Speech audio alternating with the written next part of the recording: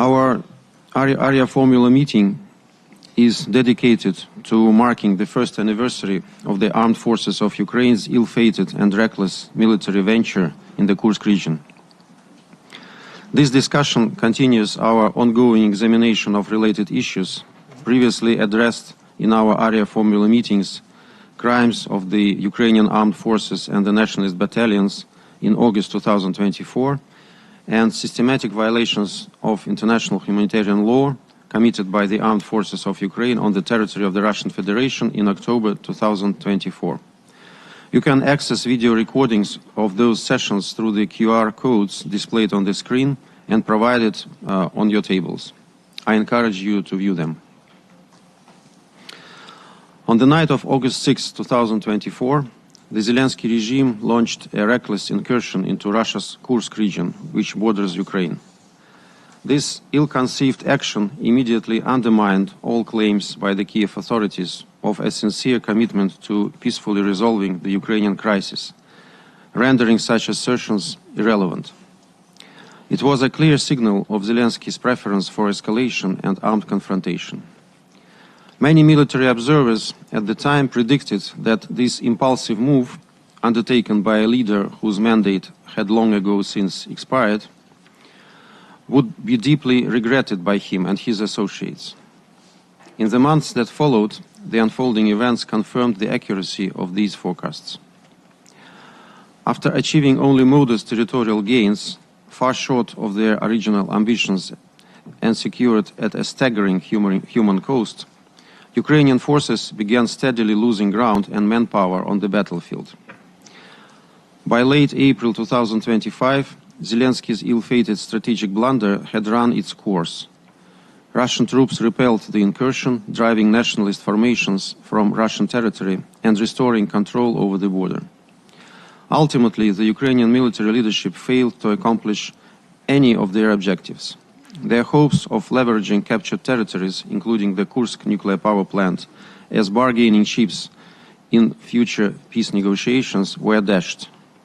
The loss of their most experienced and highly trained reserves was severe, and a significant portion of Western-supplied military equipment was squandered. Moreover, their attempt to divert Russian army reserves from Donbass only enabled the Russian armed forces to make remarkable advances on the eastern and southern fronts, seizing several crucial, heavily fortified positions that the Ukrainian army had painstakingly prepared as key strongholds since 2014. The overall territorial loss was comparable in scale of that of a small European state. The gravest setback was not merely the loss of territory.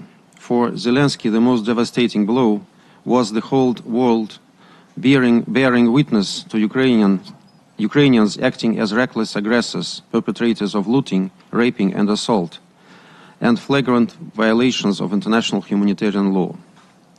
Even the staunchest supporters of the Kiev regime could no longer ignore these undeniable realities. Ordinarily, we do not highlight Western media coverage, but today I strongly encourage you to read the article by Nana Heitman, published in the New York Times on July 14, entitled "A Landscape of Death: What's Left Where Ukraine Invaded Russia." This report from the Kursk region subjected the journalist to harsh criticism from Ukrainian officials, with Ukraine's foreign ministry accusing her of aiding Russian propaganda in deceiving the public.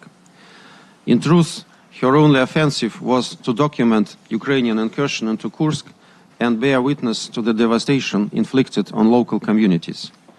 Even though her publication was a modest and impartial attempt to shed light on just the tip of the iceberg, it struck a nerve with Zelensky. He is accustomed to the Western bubble of lies, where the Kiev regime is portrayed favorably or not mentioned at all. It is impossible to obscure the truth, which is why we have convened this meeting today. Our focus is the humanitarian dimension of the Kursk incursion, specifically the widespread violations of international humanitarian law committed by the armed forces of Ukraine against the civilian population in Russia's border regions. According to the Russian Ministry of Health, at least 1,241 civilians have been injured, with 36 children sustaining injuries of varying severity. The deaths of 331 individuals have been confirmed. The ruthless invasion of the Kursk region by the Kiev regime inflicted immense suffering on civilians. In villages like Russkaya Porechная in the Sudzhansky district, no residents survived the occupation. The armed forces of Ukraine decimated nearly all men in the Kursk village of Nikolaevo-Darina, with only one managing a miraculous escape. The militants callously used civilians as human shields, subjecting them to degradation, beatings, and heinous acts of sexual violence against women. The Ukrainian neo-Nazis extensively mined the area, further endangering survivors. They indiscriminately planted explosives throughout the region, concealing them in everyday items like kettles, clocks, chocolate bars, and even plush toys to lure and harm children. In the forthcoming video, you will hear the harrowing testimonies of those who survived the horrors in various Kursk region villages. I implore you to listen attentively to these poignant confessions, observing the faces of the elderly and women. As you watch, remember the outrageous statement made by top EU diplomat Kaja Kallas during the Munich Security Conference in February, when she callously asserted that Russian children and women are not dying. The bodies were callously left in the streets to decay until news of Western journalists visiting the village prompted their hasty removal. It is evident that the Kiev regime has a story of shamelessly exploiting deceased individuals for propaganda purposes, exemplified by the notorious Bucha hoax, where bodies were strategically placed for the foreign press to create the false narrative. During our Security Council briefings, we highlighted the Kiev regime's deceitful practice of kidnapping civilians under the guise of evacuation. This footage, captured by the Ukrainian nationalists themselves, vividly illustrates the true nature of these so-called evacuations. We have managed to secure the release of 132 traumatized individuals thus far, but approximately 30 victims remain captive, held as hostages by the Kiev regime. These individuals' condition and whereabouts remain unknown. Colleagues, later today, during a separate meeting of the Security Council, we will delve into another crisis involving individuals being held hostage. While I refrain from drawing direct comparisons between these situations, both share the communality of innocent people being used as leverage to achieve certain objectives. I question whether our Western colleagues will address the plight of the Russian hostages in Ukraine and advocate for their release, or if there are limits to their humanity when it concerns the lives of Russian citizens. Russian law enforcement agencies are diligently investigating all crimes committed in the Kursk region by the Ukrainian armed forces, militants and foreign mercenaries. Those responsible will be identified and held criminally accountable. To date, 611 criminal cases have been initiated based on incidents of death, injury and property damage. Over 180 cases have been brought before the courts, with more than 80 already processed. Verdicts have been reached for 162 individuals. To underscore the gravity of these efforts, I invite you to view a brief video featuring Ukrainian militants openly confessing to their crimes without displaying remorse.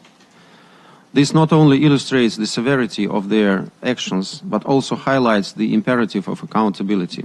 Justice must prevail, not only to honor the victims, but also to convey a resolute message that such atrocities will not go unpunished. So this whole meeting was about the true colors of the Kiev regime that we ourselves knew since 2014, as Maxim rightfully stated. And it is very misleading to equalize civilian casualties who perished as a result of the debris of drones and missiles hit by Ukrainian air defense or by stray air defense missiles themselves, with civilians deliberately targeted, hunted and prosecuted by nationalist formation, accompanied with looting, rape and executions at gunpoint.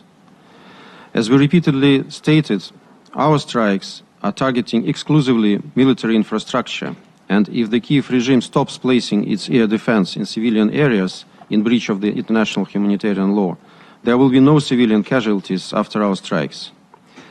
And the way we treat the civilian population in Ukraine is clear from the accounts that are abundant on social media, where local residents thank our troops and share humiliation that they forced from ultra-nationalist battalions.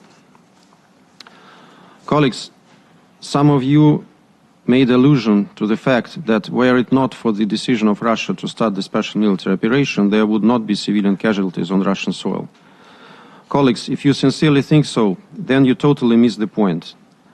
As we all know, even wars have laws, and they were blatantly violated during the Kursk incursion of the Ukrainian nationalists. And today you saw absolutely blatant examples of this and the accounts of those who faced this cruel treatment from Ukrainian forces. Another important point, you knowingly or unintentionally committing a big mistake. As Maxim also pointed out, 24th February 2022 was preceded by a long history of harassment, prosecutions and torture of Russian speakers in Ukraine since the unconstitutional nationalist coup d'etat of 2014.